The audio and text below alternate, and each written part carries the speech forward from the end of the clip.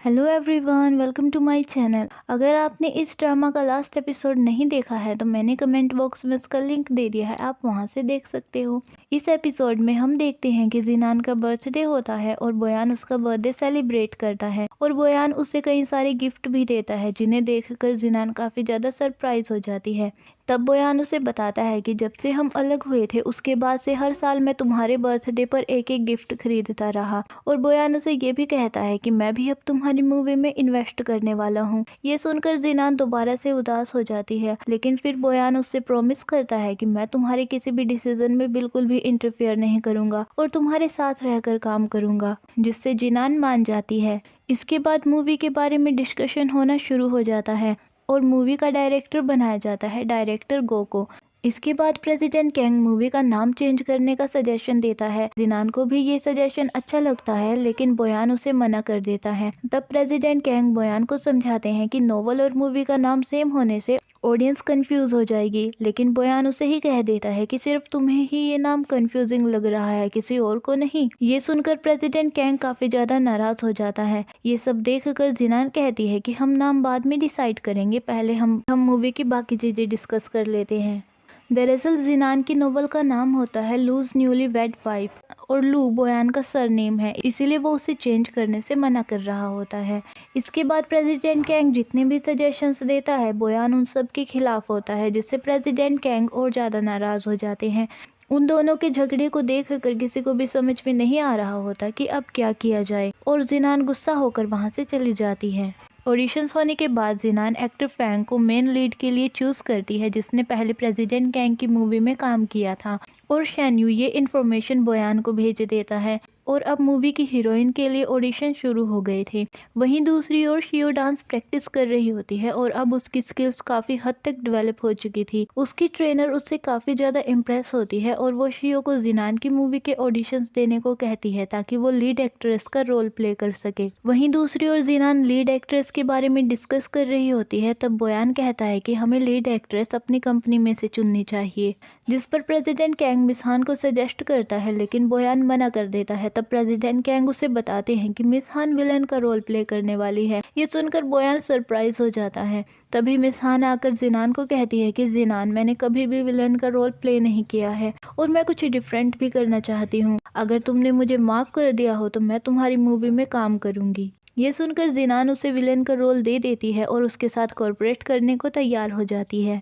इसके बाद बोयान कहता है कि शियो लीड एक्ट्रेस का रोल प्ले करेगी, लेकिन जिनान उसे मना करती है और बाहर आकर बात करने के लिए कहती है। वहीं दूसरी ओर शियो ऑडिशंस के लिए काफी ज्यादा एक्साइटेड होती है। इधर बोयान कहता है कि शियो मेरी कंपनी में काम करती है, हम सब ने उसकी प्रोग्रेस को देखा हुआ है, इसलिए मैंने शियो को रेकमेंड किया है। ये सब शियो भी सुन लेती है और वो खुश होती है कि उसका बॉस उसके काम से सेटिस्फाई है, लेकिन तभी जिनान कह देती है कि वो इस रोल के लिए सुटेबल नहीं है। शियो मिस हान का मुकाबला कभी कर ही नहीं सकती। बोयान, तुम सब कुछ बिगाड़ क्यों रहे हो? जब जिनान वहाँ से जा रही होती है तभी वो शियो को देखकर शॉक हो जाती है, लेकिन शियो चुपचाप वहाँ से चली जाती है। शियो को रोते हुए देखकर काई उससे बार बार पूछता है कि शियो तुम्हें क्या हुआ है, क्या किसी ने तुम्हें परेशान किया है? तब शियो उसे कहती है कि जिनान की नोवेल की मूवी बन रही है, मैं इस बात से काफी ज्यादा खुश हूँ। मैं उसकी मूवी में काम करके और ज्यादा खुश होती, मैं पूरी जी जान से मेहनत करती, मैं अपनी एक्टिंग को और ज्यादा बेहतर बनाती, लेकिन जिनान ने कहा कि मैं उसका काम बिगाड़ दूंगी। मैंने कभी उसे ये एक्सेप्ट नहीं किया था। तब काई उसे शांत करते हुए कहता है कि मैं कल जिनान से बात करूंगा, पर तुम रोना बंद कर दो। अगले दिन काई जिनान से पूछता है कि तुम्हारे और शियो के बीच में क्या हुआ है, लेकिन जिनान उस बात को छोड़कर काई से कहती है कि तुम ये किस तरह के प्रोडक्ट्स लेकर आए हो, मैं इन्हें मूवी में ऐड नहीं कर सकती। तब काई कहता है कि जिनान, जब से तुम्हें मूवी मिली है तब से तुम बिल्कुल ही चेंज हो गई हो। पहले शियो और तुम एक दूसरे को सपोर्ट करते थे, लेकिन अब तुम सिर्फ खुद को ही देख रही हो, और पहले भी तो मैं इसी तरह के प्रोडक्ट्स लेकर आया था, तब तो तुम्हें कोई प्रॉब्लम नहीं हुई थी। अगर तुम सोच रही हो कि हम तुम्हारे लिए मुश्किलें खड़ी कर रहे हैं तो हम चले जाते हैं। और काई वहाँ से चला जाता है, जिससे जिनान और ज्यादा गुस्सा हो जाती है।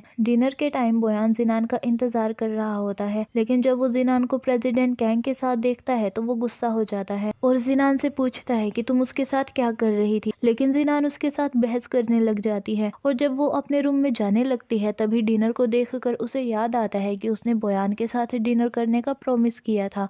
इसीलिए वो बोयान को बुलाने ही लगती है, लेकिन बोयान गुस्सा होकर वहाँ से चला जाता है। तब अंकल जू जिनान को कहते हैं कि बोयान ने स्पेशली आपके लिए डिनर प्रिपेयर करवाया था और वो आपका कब से इंतज़ार भी कर रहा था, लेकिन आप टाइम पर नहीं आई।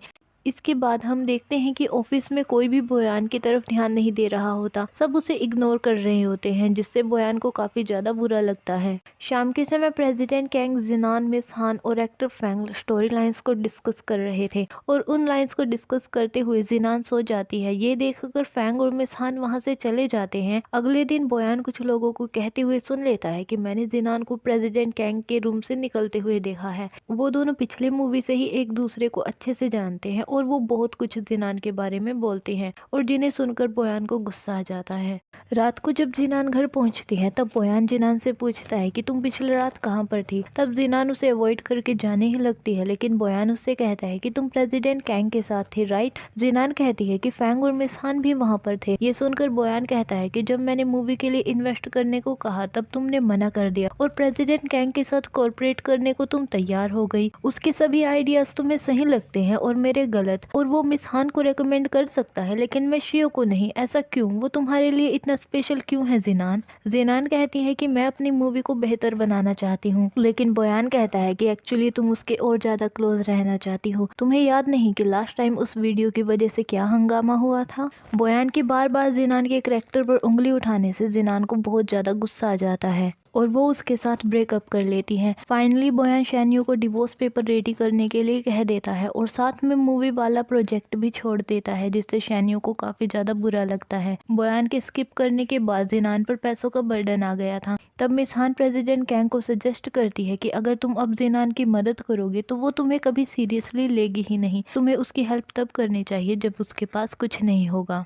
और प्रेसिडेंट कैंग मिस हान की ये बात मान लेता है। इसके बाद मिस हान बोयान से झूठ बोल देती है कि प्रेसिडेंट कैंग अब उसके साथ कॉर्पोरेट नहीं करना चाहता, वो सिर्फ जिनान को हासिल करना चाहता है, इसलिए उन्होंने मुझे मूवी से बाहर निकाल दिया। बोयान, क्या मैं फिर से लू ग्रुप ज्वाइन कर सकती हूँ? मिस हान की बात सुनकर बोयान कहता है कि मैं क्यों तुम्हें अपने ग्रुप में एंट्री दूं, मुझे इसका रीजन चाहिए। तब मिस हान कहती है कि लू ग्रुप छोड़ने के बाद भी मेरे पास कई सारी अपॉर्चुनिटीज थी, कई सारे डायरेक्टर्स और लग्जरी ब्रांड मेरे पास आती रही और अब मेरी इनकम भी हाई हो गई है। इस कॉर्पोरेशन से हम दोनों को ही फायदा होने वाला है। ये सुनकर बोयान उसकी बात मान जाता है और उसे कॉन्ट्रैक्ट पर साइन करने के लिए कहता है। रात को जिनान अकेली खड़ी होती है, तभी वहाँ पर प्रेसिडेंट कैंग आता है। जिनान से बात करते हुए प्रेसिडेंट कैंग उसे बता देता है कि 3 साल पहले मैं एक लड़की से मिला था। उस लड़की ने मुझे मेरा कॉन्ट्रैक्ट वापस दिलाने में मदद की थी और वो कॉन्ट्रैक्ट मेरे लिए काफी ज्यादा इम्पोर्टेंट था, क्योंकि मैंने उस वक्त अपनी कंपनी शुरू की थी। मुझे ना तो उस लड़की का नाम पता था, इवन मुझे तो ये भी नहीं पता था कि वो दिखती कैसी है, क्योंकि उसके फेस पर मास्क था। लेकिन अब मुझे पता चल गया है कि उस लड़की का नाम सू जिनान है। तब प्रेसिडेंट कैंग उसे उस दिन वाला हेयर बैंड वापस देता है और जिनान को अपनी फीलिंग्स के बारे में बता देता है, लेकिन जिनान उसके प्रपोजल को एक्सेप्ट नहीं करती और वहाँ से चली जाती है। इन सब से प्रेसिडेंट कैंग काफी ज्यादा हर्ट होता है। जिनान अपने फादर के पास बैठकर रो रही होती है और उन्हें सब कुछ बता देती है जो उसके साथ हो रहा था। तब उसके फादर उसे समझाते हैं कि तुम्हें अपने कैरियर और फैमिली के बीच में बैलेंस बनाना होगा, तभी तुम्हारी सक्सेस मानी जाएगी। और अभी भी वक्त है, कुछ खत्म नहीं हुआ है। जो लोग सच में तुम्हारी केयर करते हैं वो सब वापस आ जाएंगे। जिनान को अपने डैड की बात समझ में आ जाती है। तब जिनान के फादर उससे कहते हैं कि मैं तुम्हारी मूवी में इन्वेस्ट करूंगा, लेकिन मेरी एक शर्त है, तुम्हें अपनी मूवी में 4 बार लिंजरी की एड दिखानी पड़ेगी। ये सुनकर जिनान खुश हो जाती है। अगले दिन जिनान शियो के घर जाती है। जब काई डोर ओपन करने के लिए जा रहा होता है तब शियो उसे रोक लेती है, लेकिन जिनान के पास उनके घर की एक्स्ट्रा चाबियां होती है, इसलिए वो अंदर आ जाती हैं और वो शियो से माफी भी मांगती है, लेकिन शियो उसे वापस जाने को कहती है, जिससे जिनान काफी ज्यादा इमोशनल हो जाती है। और जिनान कहती है कि मेरी हर एक मुश्किल में तुम दोनों ने मेरा साथ दिया है, मुझे संभाला है, मैं ये कभी नहीं भूल सकती। मैं तुमसे दूर नहीं जा सकती शियो, तुम मेरी बेस्ट फ्रेंड हो। एक्चुअली मैं चाहती हूँ कि तुम लीड एक्ट्रेस का रोल प्ले करो, तुम ही उस रोल के लिए सुटेबल हो। तब शियो कहती है कि जिनान, इन रियल मैंने कभी भी लीड एक्ट्रेस के रोल के बारे में सोचा ही नहीं, मुझे बस हमेशा से हमारी दोस्ती की फिक्र थी। मैं ये सोच रही थी कि कहीं हमारी दोस्ती न टूट जाए। और शियो जिनान को माफ कर देती है। उन दोनों का रीयूनियन देखकर काई भी काफी ज्यादा खुश होता है। वहीं वहीं दूसरी ओर प्रेसिडेंट कैंग जिनान के लिए खुश होता है कि अब उसके फादर उसके साथ हैं। ये देखकर मिस हान उसे उकसाना शुरू कर देती है कि ये सब पता होने के बाद भी कि जिनान और बोयान अलग रह रहे हैं, तुम उसे पाने के लिए कुछ भी नहीं कर रहे हो। एक्चुअली प्रेसिडेंट कैंग, तुम उसे चाहते ही नहीं। मिस हान के इन सब बातों का प्रेसिडेंट कैंग पर काफी ज्यादा इफेक्ट पड़ता है। अब देखना ये है कि मिस हान आगे क्या करने वाली है।